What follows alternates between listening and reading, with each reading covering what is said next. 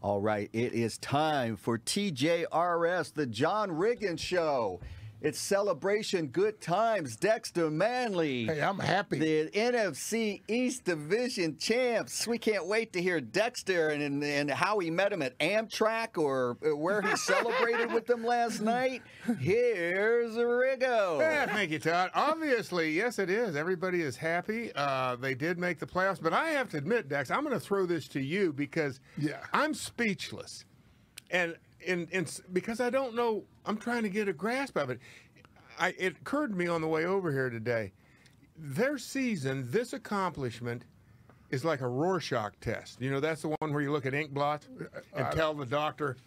I've had one, and you tell the doctor what in other words, what do you see? You know, because I guess they take ink, spill it on paper, and smack it together and open it up, and you see the same thing on both sides basically, but it'll appear to be. You can see all kinds of things. It's like looking at clouds. You look at a cloud and you go, wow, that looks like a cow going by or whatever. But anyway. And it's different interpretations mean different things. Exactly. And, you look at it enough, but everybody's got necessarily a different interpretation. And that's kind of when I look at this. I mean, ultimately, there's so many angles to look at the accomplishment of this football team. And I don't know what perspective is the best one, so I thought I'd let you go ahead and lead us out of the blocks here. Okay. And tell us what your overall feelings are. Well, first of all, I think that it's sort of heroic that the football team came back, played strong football. Look at all what they went through. They were talking about the front four, front seven. This guy, Alex Smith, questioning his ability to lead the football team. You got so many facets here. You look at Dwayne Haskin, didn't pan out, and then Ron Rivero came in. This guy had some kind of cancer, and I think it was remarkable. They turned themselves around and they got on the right track and they won a division. So you have to. Meet them out at the airport, at Amtrak station. How do you not meet them at Amtrak station? I was there. Because, John, you forgot the biggest question. You and I were exchanging messages last night. The big guy, Dexter, did you stay up and watch the whole game? That's a very important question. I stayed up to halftime. I told you. Dexter. I told you. That's sacrilegious. Halftime. He knew the game was in the bag, John. No, he did not know the game was in the bag. I didn't know. Although maybe he did. Maybe when Philly got that ball back and then they went 3 and out real quick and then Washington got the football back and kicked a field goal right before the half or something like that. I can't remember. Yep. Then that's when Dex said, you know what, I feel good about this. I'm going to go to bed. That's right. But I guess you should have felt good about it. I got a question for both of you guys. Why did Doug Peterson pull Haskin out in the fourth quarter? What do you think? Jalen Hurts. Jalen Hurts. Jalen Hurts. Well, everybody's trying to figure that Let me tell you something. Is that in-house stuff? Philadelphia, they got some splaining to do. We're going to get into this aspect of it because, well, let's park the Washington football team portion of it, what they accomplished and where they're heading and all. Let's park that for a second and just discuss some of the nuances of the game. Okay. Philadelphia, as we know, going into this game, it was remarkable the guys that did not play. I mean, some of the guys healthy scratches. Wentz was a healthy scratch. Deshaun Jackson. I mean, the D line. Well, he had a little fractured ankle, Deshaun Jackson, and a sprained knee, I think. Well, bottom line is they were playing with a bunch of second and third teamers, correct? Right. Well, practice squad guys. They're offensive tackles. Yeah, they're all pro. Peter, what's his name? Yeah, Jason Peters. He was out. He was out. They had that other 10. They had a tight end that was out as well. I mean, they got, like you said, the main running back. They showed the list that was over. It was 10 remarkable. people. It was remarkable. But what was fascinating, everybody, because Jalen Hurts had gotten to play and start over Carson Wentz the last couple of games, right? And they beat the New Orleans Saints, right? With Hurts as quarterback, right? And so everybody said, well, this is a referendum to see, because it blew up in Philly that, hey, it leaked out that Carson Wentz wants out of Dodge. He doesn't want to be there. So Jalen, let's see what you got. Right. And it's going to be a continuation of that. So I think that's what was so alarming about this, is that they were right there First, they didn't go for the field goal, the chippy field goal they had when it was from 4 yards out on fourth down. Right, and that's a pretty, you know. Right.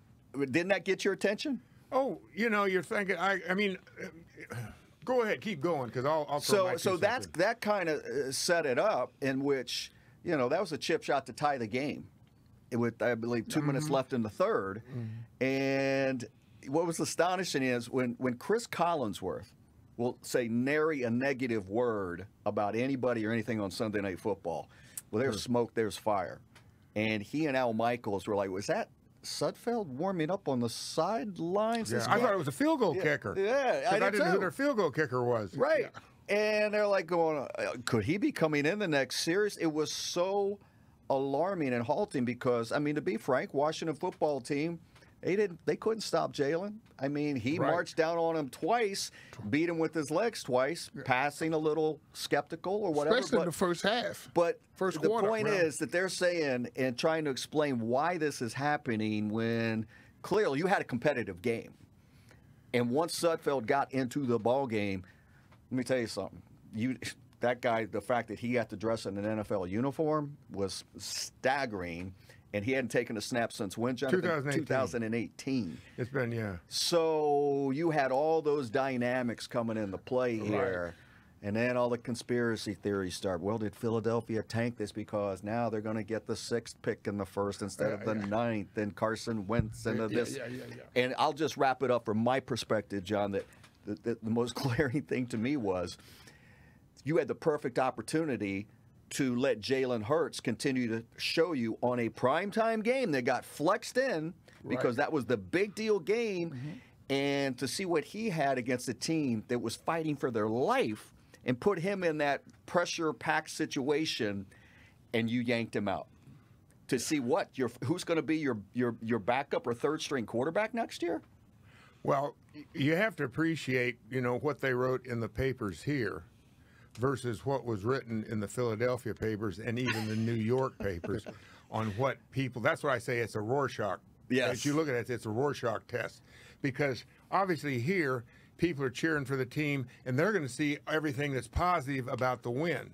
Well, obviously Philly lost and New York lost at the same time, because had they won, New York would now be getting ready for the Tampa Bay Buccaneers. So the irony is that, you know, the fact that these two teams, you know, when they were playing, and like you're saying, Todd, you have Nick Sudfeld, who was here. He was traded, or they cut him, and Philly picked him up back in, 2016, 17, something like that, who hadn't played since 2018, I think, in an NFL regular season game, that is, that all of a sudden, from out of nowhere, I mean, and what I believe originally, I saw a quote from Peterson, the coach, Doug Peterson, that, well, you know, we wanted to get Nick some snaps because, you know, he's been loyal to the team. It was something almost like... John, he said we owed it to him to let him get some reps in the game. And I'm like going, is he playing for a letter on the varsity? There and if he gets the snaps in, what are we talking about? And my point is, this is professional football. There are plenty of other occupations as cold, but this is a cold occupation. When they don't think you got it, you don't got it. They don't put people in because, oh, you're such a good guy. You go on in there now. I mean, the game is in the balance, but you know, you've been trying so hard. What was the Rudy? Rudy, get on in there. Go in there. Come on. And Rudy, you've been here for 4 years, and you're going to get some playing time. And I don't mean to disrespect Rudy. I didn't see the story, but I know Notre Dame, the whole deal, right? Well, I hear that's a big mockery of a sham. We'll do that on another show, though. Okay, good. Anyway, to me, and now you've got them going so far as saying, I don't know if I think I did read this in the New York paper, in the Post, obviously. The Post writes some of the, you know, they got some of the great columnists. But it's basically get down to that it's possible that Rothman, who I believe, is it Rothman or Rossman, who is the general manager for Philly, and the owner, which is, what's his name? I can see his face, but I can't think of it right. Jeffrey Lurie. Jeffrey Lurie. Roseman. There's a cabal at work. That's my word, cabal. But basically, a mandate was given to Peterson. Right. They wanted that 6th round pick, overall pick, versus the 9th pick. Don't win this game. And if you look at it, I'm thinking that to start the game, if that's if this is a possibility. And I got to believe, based on what happened, there's going to be enough heartburn in New York City and Philadelphia. The league is going to look into it. They'll never come up with anything, but it's going to be right. We're going to hear the commissioner say this is a very serious issue. We take these issues very seriously because it's always about the integrity of the game. And but this is where it really gets weird. So my point is that actually Lurie, basically said, I want that 6th round overall pick. They went to Peterson, and Peterson, think about it, he starts out with all the, he puts all the guys on the field that, not his first teamers really, that are, like I said, Wentz, a healthy scratch. You're going to, if something would have happened, you got to believe that Wentz is a better quarterback than Nick Sudfeld or Nate. Oh my gosh, yes. But still, he's a healthy scratch. Right. It's like, what's this all about? But then again, you get into a whole nother thing in that Wentz has created, there's a barrier between him and Peterson, and he wants out. In other words, there's bad blood there. So Philly's got their problems. But the whole thing here still revolves around, the integrity of the game, if you will. And this is where it gets weird for me. Because everybody's a professional, and I have to say this, regardless, and this is where, for Washington, from that perspective, they won the game, but almost, you can say that it comes with a but.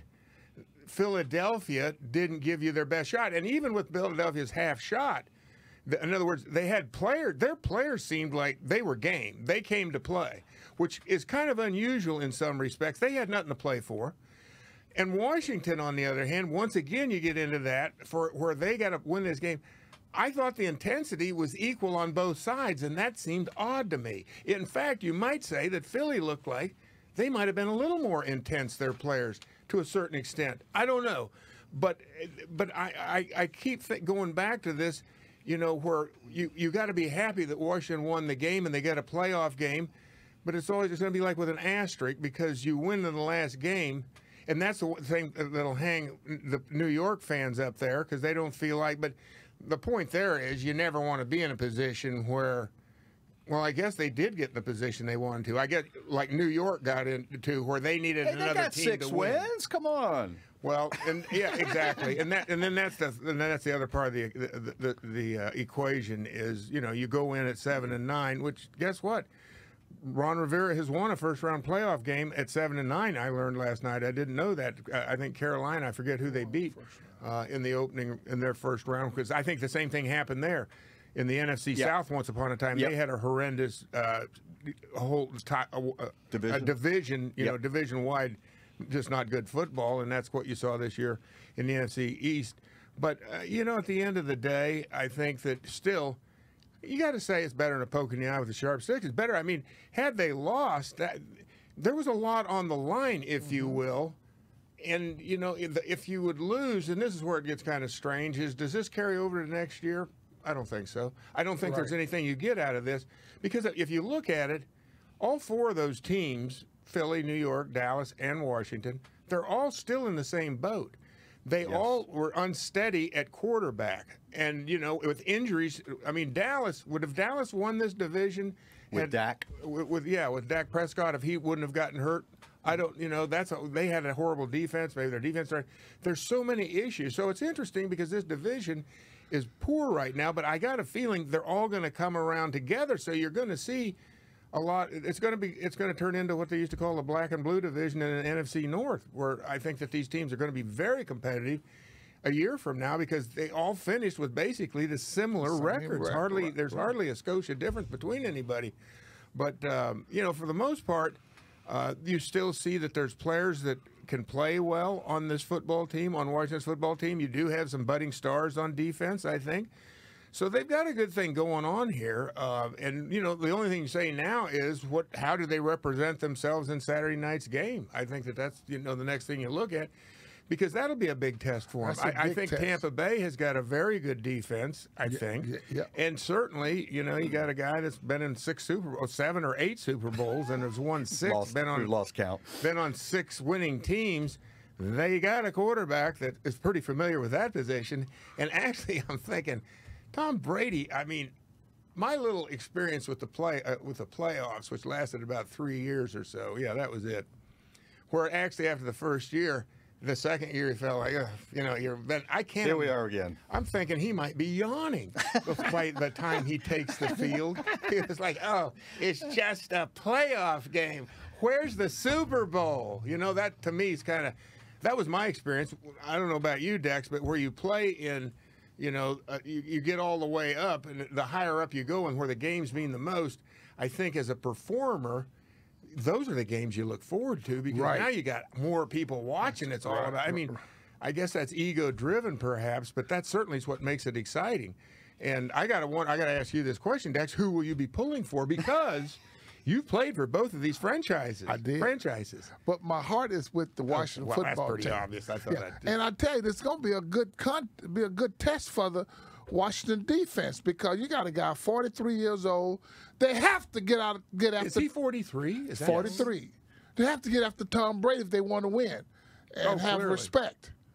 Well, that's you know what? That's the one thing I saw last night. And let's get back to the game just for a second. And this is where it really got interesting, because, and I guess this defense is probably no different than any other defense. When you face a quarterback.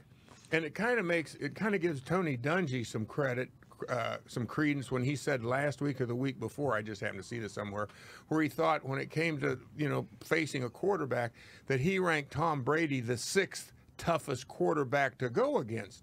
And ahead of him were players like John Elway and any kind guys that had a little bit of mobility. Exactly. Steve Young, Drew Brees, those kind of guys that can move around for a defense, as you know, causes a lot of problems.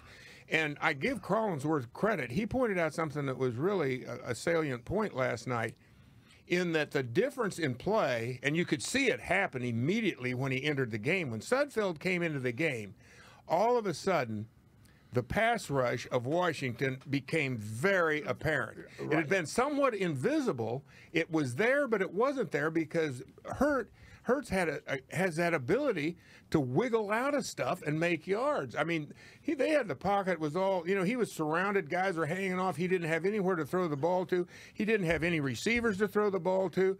And he'd wiggle out of there and end up running for a first down or a touchdown. But as soon as Sudfeld came in, you saw it. He was a drop back passer.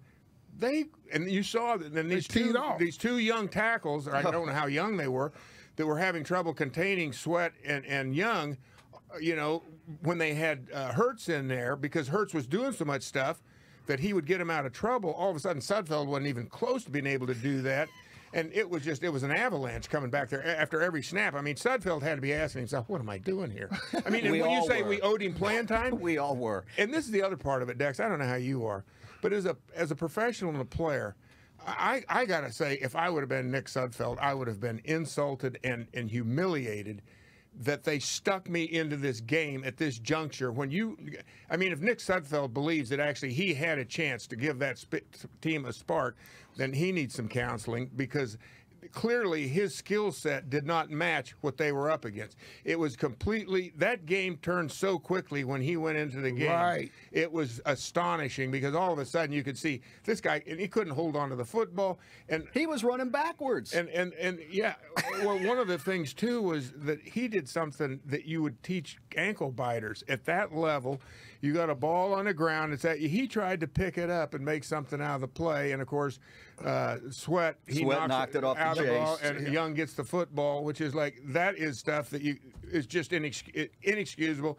And that's another, that to me would have been, hey, Peterson, that quarterback, get him out, put the other guy in, because that was a bonehead play on his part.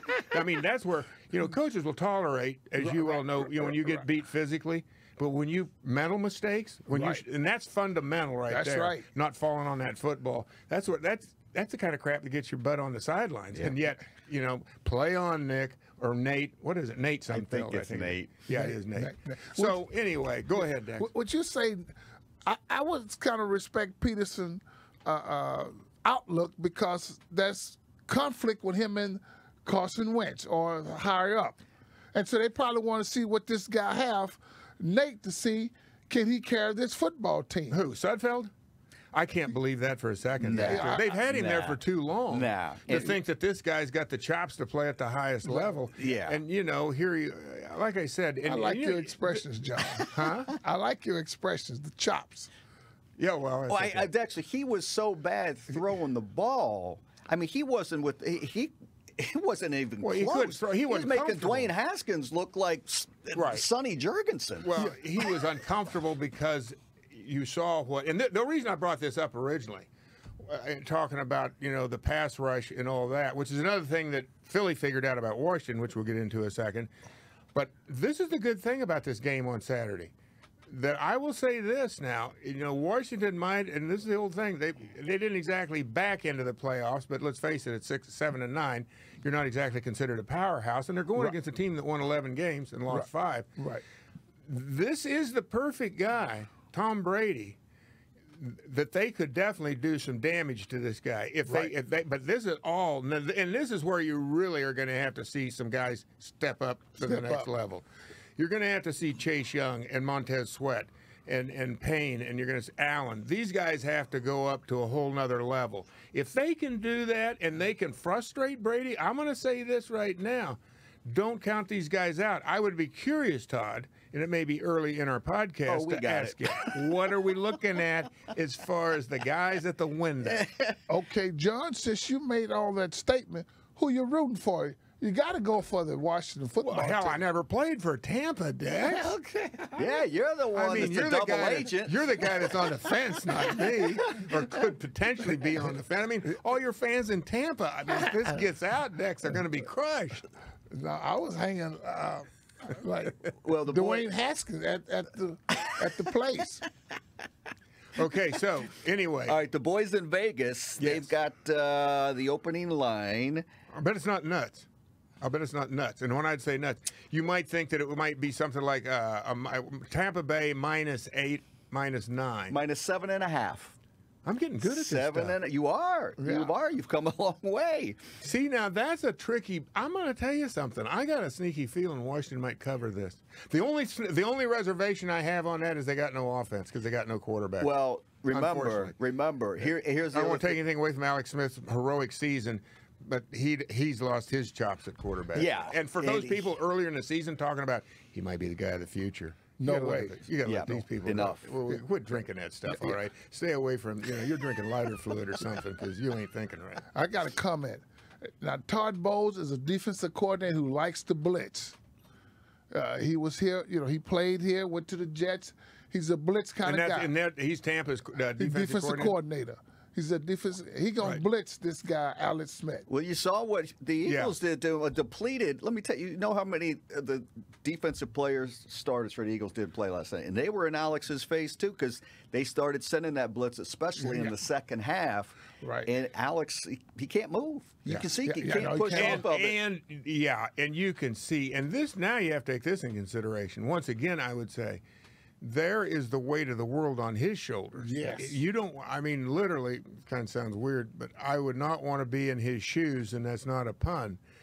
Literally, that guy, what he's going to struggle this week, because I think down deep, he knows he is at risk out there now. He is at risk. No question. And he's sticking his neck way out because he had to come back and do this. I mean, I applaud him. Don't get me wrong. I mean, you talk about moxie. It's like moxie squared or cubed. I'm not sure what this guy's showing us. I mean, kahunas, he couldn't walk through that door. I mean, he'd look like a guy that got mumps and they went down on him. You ever heard of that? No, I haven't. Well, mumps, you get the mumps. You've heard of mumps, right? Well, then they go down into your testicles, and your testicles, they get in a wheelbarrow. Dexter, bring him in a wheelbarrow. Yeah, exactly. And that's Alex Smith has got those kind of kahunas.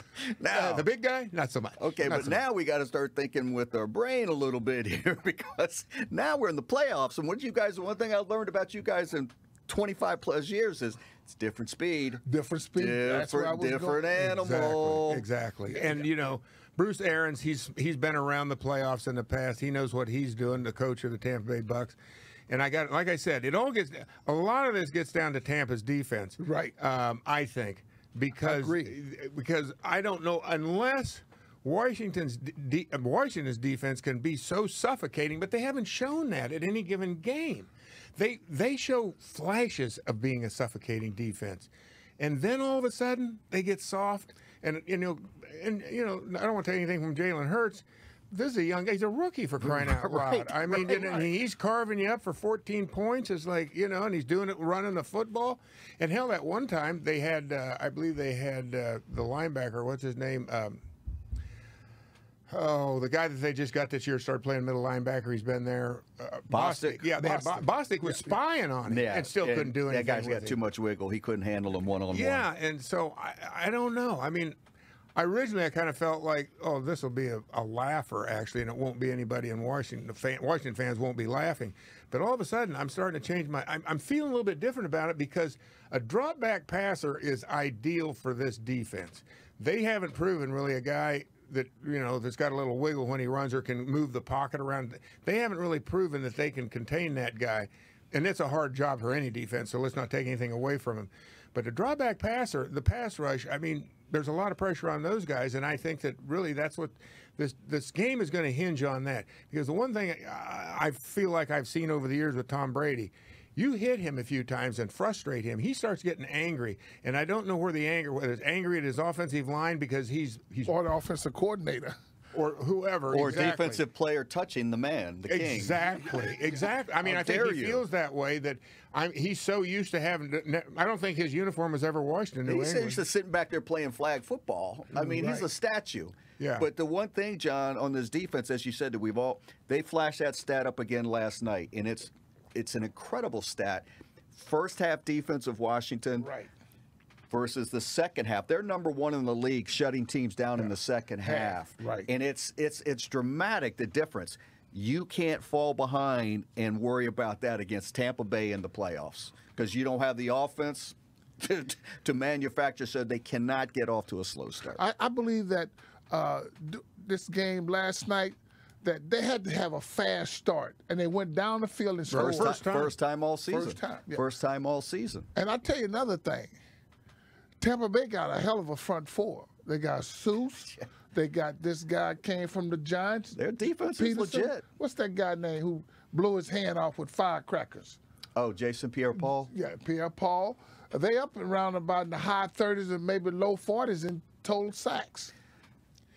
Yeah, I think it's kind of like people, I don't know exactly because it's been a while. It hadn't been, but there's a whole different feeling, I think, of, let's just say that if this team had won 11 games and was getting a home field playoff game, or were sitting out this week, a little bit different feeling in your confidence level as to what may or may not transpire. And I think, for me, I try to take as a realistic approach as I can. I think, what I would be looking for, and I'll have more on this on Friday. But as I look at it, it's kind of where, once again, it's opportunity for this team. And, right. And I think that they are grateful for the opportunity, regardless of how they got here, that you go out and improve and play your best. Because, there's a part of you that feels like, and I don't think this will happen. I think that, like I said, I don't think I'm going to go to the window, but you said how many points? 7.5. Now, that line, I'll bet you it's going to get bet up to about 10, 8.5, 9. I don't see it getting to 10. But conversely, I had texted you over, and so Dexter, remember the Philly game started out at -1 for Philly when the line first came out the week of Monday. And they didn't know that Smith would play. Then it got bet up to as high as 2.5. Redskins given 2.5. Then the day of the game, and like 6 hours before, the betting went crazy, and it was Washington favored by 6.5. 6.5, and they won by 6. God, that's weird too, isn't it? Did they know? I mean, that almost seems like they smelled the what do you call it? Conspiracy. Well, the conspiracy theory that somehow it got out that Doug wasn't going to give it his all. Yeah. But do you guys believe that kind of stuff happens in the NFL? You know what, Dexter? There are judges that have gone to jail for being corrupt. So all I can say is there are politicians who have gone to jail, and they swear on. They actually take an oath. I don't remember taking an oath to play football that I will never do this or I'll never do that. But my point is, anything's possible. Okay. I mean, human beings are human beings. I'm not saying that I necessarily think that happened. No, I'm not saying that. Yeah. I'm just saying anything is possible. Well, once they found out that Alex Smith was playing for sure, Right. Terry McLaurin, and Antonio Gibson, that all factored into this. But it is amazing. They won by 6, and the line was 6.5. And you know, this is the good news, really, as you look at this. And I think that's where you kind of have to cast your eyes, is that those guys did play, and you can see how much difference this team, how much difference they make when they're playing, and that's Gibson and McLaurin. And now you throw into the fact that if you had somebody at quarterback that was competent, and I don't know exactly. Alex Smith is so experienced that you don't think yet he made. I still think that would have been an interception that he threw, that the receiver fell down on what's his name? Right. Oh yeah, Logan. He underthrew it. Yeah, Logan Thomas. That linebacker had already. He had it all the way. Yeah, the linebacker already made the read. And so you look at Alex Smith as a guy who isn't going to beat you, but I think he now has that potential because of his leg, whatever. But if you throw in a competent quarterback with that offense, I don't know, what they're capable of, really. I mean, the whole team I'm talking about, because they get some offense that's going to, like you say, Todd, a rising tide lifts all boats. The defense will be better. Right. The defense will be better. You get some offensive defense, and they got some players over there. They got some players, so. It's like I said, my Rorschach test is starting to change a little bit. But you can come up with a lot of reasons or whatever you want to as to 7-9. Gee whiz, they back in a terrible division. 7-9. New England. It's like their worst season in 20 years. They're slitting their wrists up there. Miami Dolphins are 10-6. They didn't make the playoffs. They're sitting at home. So gosh darn it, everybody, get a toast of your favorite beverage, Dexter. Yeah. And then have a toast to the NFC East. Well, the other thing I wanted to add to this is the very team that was sitting there hanging on every play last night, the New York Giants, beat the champions twice. This is right. Hey, we beat these bums twice. And they go and we got to stay home. It's like, hey, what's going on with this? John, let me ask you, is this from being around football? Someone you said, cast your eyes. Yeah, I like that term. You mean like... what do you just really? Like look. Yeah, okay. Look over there. Yeah. Like you cast a reel, if fishing I never line. fished. Yeah, but I'm from the hood. Yeah, but you was a Boy Scout. Boy Scouts go fishing. And you're right there. You're just a stone's throw away from, what do you call it? But I like it. Beaumont. I'm going to keep that term. All right, guys. Let's get into what the wild card weekend looks like. I do love wild card weekend and then the following weekend because you got football. Will you Saturday watch all and Sunday. these games? I will. I absolutely. So there's 6 games this weekend? 6 games. You got 3. Now they did. They kind of Saturday. You get started with. Will you watch these at your apartment? No. Oh, you will be bellying up? We got to get out and be with the people. Do you feel sweet action coming on, Todd? Well, you never know. Sweet action. You never know. Hey, what does he mean by that? Sweet action. Oh, just a little fun money betting cupcakes. Okay. Not the girls. Well, actually, no, because you can actually, I don't have to hide anymore. You can actually do it. Well, see, Dex is going with, and that's a good place to go with sweet action, because that's the only kind of action Dex knows. And I'm thinking that he probably. I just feel I'm concerned about Lydia because there's a lot of football going on. If he gets into a Thanksgiving mood. Oh yeah, and I can only wonder how Christmas. Hell, I printed out the wrong damn schedule here, but so you got at 4:40 Seahawks 12-4 taking on the LA Rams at 10-6. Okay. And that's in Seattle. That is in Seattle. Seahawks favored by 4.5. Then we already talked about the Washington-Tampa against the late game at 8:15. Now on Saturday to kick it all off, Buffalo Bills 13-3 against the Indianapolis Colts. That's got to be one of their best records since Jim Kelly played. It goes back. I believe it's even prior to that. Yeah, it's what? No, it's more than that even. It's more than that, Dex. What do you mean? Jim Kelly never played on a 13-3 team? I think it goes back to when he played. Yeah, that's what I said. Right. That would be my guess. They had some great records. They won 4 AFC championships in a row, consecutive. Yeah. So that's right. Your Saturday games. Then you've got on Sunday, you've got the Pittsburgh Steelers. That is the late game taking on the Cleveland Browns. Is that the late game on Sunday? Late game on Sunday. I thought that was Tennessee was the night game on Sunday. Did they switch it? That is the early game on Sunday. Oh, okay. Tennessee versus the Baltimore Ravens. And that would be in Baltimore. No, where is that? In Baltimore? That game is in Tennessee. It is in Tennessee. And then you've got who am I leaving out here? The New Orleans Saints and the Chicago Bears. On that'll be the mid-afternoon game on Sunday. Saints favored by 8.5. So good time of year, fun time of year. New Year's, you took an excursion. Yeah, we took the family. Actually, we took Coco, and then my oldest daughter joined us. Her and her boyfriend. We went skiing over the weekend, Dex. On Saturday, actually. I got to say, I didn't ski. I mean, I was telling my oldest daughter didn't ski for whatever reason. I mean, she has in the past, but she felt like it's been so long she didn't want to mess with it. Coco snowboards, actually. And actually, she's got a long way to go because she just started. This is probably about her third or fourth time that she's ever snowboarded. At least Marie, she skied. But there was a couple things. One, I would have thought, but maybe this is COVID. Do you realize to get, we're not skiers, so we don't have our own equipment. Right. To rent. So we had to rent equipment. I think it took my wife 2.5 hours standing in line to get her. I know it was at least 2 hours to get her skis. I mean, it was like if she hadn't have bought the lift tickets prior to getting there, which you have to do anyway. You can't buy them. You just don't walk up and do it. Was it crowded in general? Well, this is what you don't realize, and you think that, but it's because of COVID. They have a skeleton crew working because they only want so many people inside those buildings at any given time.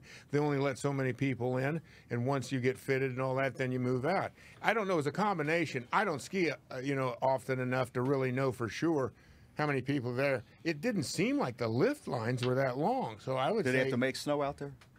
Yeah, they had to. I was going to say. And then it rained. You know what rained? What's that? You didn't tell us where you were. Oh, at Liberty, which is just right outside of Emmitsburg, Maryland. It's just it's just on the other side of the line in Pennsylvania. I believe that's where the actual mountain is, Liberty Mountain. I went up there once. Did you? Did you go skiing? I didn't ski. But you were there at the resort? Yeah, at the resort. My wife and kids skied. My first wife. They went skiing? Yeah. The one I was married to, Glenda, she went skiing. I got to say, I'm a little frustrated because I got to say this. The skiing, yeah, okay, but I got to tell you, snowboarding does look like it would be a hell of a lot of fun. It does because you can do so much more on a snowboard than you can. I don't know what I'm talking about because like I said, when you live in Kansas, there's a couple things that you're not going to be able to do. You're not going to know anything about the ocean, right? Unless you lived 400 years ago. How about skateboarding? Or 400 million years ago, skateboard. That would be it. But even then, it's kind of tough to find a hill in Kansas. You know what I'm talking about? So that's what I'm saying. There ain't no mountains in Kansas. No sidewalk surfing for the big guy? So. I don't know anything about it, but just watching these people come down the side of the mountain on a skateboard, that's pretty cool. Because it's amazing how fast they can get going. Skiers do the same thing, but but just all on one board and you're flying, and then they can do circles and all that stuff. I think I would say there's a lot more maneuverability on a snowboard than there is on ski. When you say a snowboard, are they inside or just standing up like you see these people surfing on the board? Well, it's basically the same thing. A snowboard is, I'm going to guess, what is that, about 4 to 5, about 5 feet long, and it's probably about 1 foot wide, and it's rounded on, it has, what do you call it, the lips or whatever on the ends of it. Like so you're basically on one ski, a wider one ski, and your feet are locked in. Yeah, okay. So yeah, that was about all we did. I was going to say though, before we wrap it up here, I was going to make some comments. I watched the. New Year's Eve. What'd you do on New Year's Eve, Dex? Did you watch TV at all? I made it to the beginning of the New York, dropping the thing. So you was almost up till midnight. I was up. Well, I had to try to catch Lydia again. You was chasing her around the apartment for a while. Huh? And then Lydia's in better shape than you are. You just kind of finally. Pepe Le Pew. I give up. Dexter's Pepe Le Pew. I give up. He's in hot pursuit. Yeah. I did, and I was like scratching my head, but I guess there's something to be said when there's no crowd. Right. We watched the one that had Ryan Seacrest, and I think he had a mask on for the longest time. And then when he took the mask off, Lee said, "That's Ryan Seacrest." I said, "That's not Ryan Seacrest." And every time I looked, I'm going, "I don't know who that new guy is, but it's not Ryan Seacrest." Has he gained weight or something? He did not. I think so. He looks like he looked different. And then Lisa Marie said, "No, I think he's had some work done." I'm going, "Work? Yeah, I think he's had some work done around his eyes too." Do you see him on a regular basis? Never. So I thought y'all was good friends. No. What are you going never on? I don't watch anything that he's involved in. Why? I don't watch regular TV. So if he walked in here, you wouldn't know who it was? I don't know. I know who he was, unless he turned into like. So you didn't see it? No. I'm gonna be Johnny Cochran. Why don't you watch regular TV? Because I don't think there's much good on that appeals to me. So I'm more Amazon Prime, Netflix. So in other words, when was the last time you watched a New Year's Eve thing on television? Dick Clark was still kicking it. Well, then that would explain it. Because you would not. I mean, I'm trying. I guess it's basically like everything else. If you don't see anybody in a long time, I'll give you an example. I never watch ESPN, and I turned it on the other day. I didn't even have it on. They had Adam Schefter on there, and there was somebody else, and I was looking for the longest time. I'm going, who is this? Who is this? And then, because Adam's got some kind of, he's got kind of not a speech impediment necessarily, but his mouth is kind of funny sometimes. He's always like really serious. He says, and then I knew that's who it was. But once again, probably hadn't seen him in a couple of years, and it's funny how people change that much in just such a short amount of time. And Time's marching on. Yeah. Well, you see yourself in the mirror every day, but I'm going to tell you something. If you could go back and remember what you looked like when you were a senior in high school, and then go, at least if I did, and looked in the mirror, I'd be horrified. Okay. I think I'd be like, Are you? Okay, you don't watch CNN, but how often did you watch the 4th and 1 when CNN was running that? When was they running that? I'll start subscribing to CNN. What, they run that play all the time, ad nauseum? Yeah, see it. Yeah, man, come on. That's like eating roadkill, Mac. You know what I'm saying? That's yesterday's news. That does not excite me. I can't get anything out of it. They're 7-9. Come on, get with it. Yeah. Get with it. NFC East Division champs. All right, well, we're going to really get into the game, have the latest for you on the injury front, and what's going on in Tampa, and for the big game. Exciting times here in Washington. Hey, football matters in January for a difference and a change, and I think we will take it. Well, I'm telling you, guess what? Opportunity knocking at the door for the Burgundy and Gold this weekend, and I want to congratulate the team and Ron Rivera for doing a heck of a job in 2020. Let's see what they got. Well, actually, 2021 it carried over, but let's see what they got this weekend. I'm starting to feel pretty good about this game. I'm not sure a win, but I think they're going to go out there and they're going to make Tampa Bay earn this game. This is an early call by the big guy. I will have more on Friday. We go out.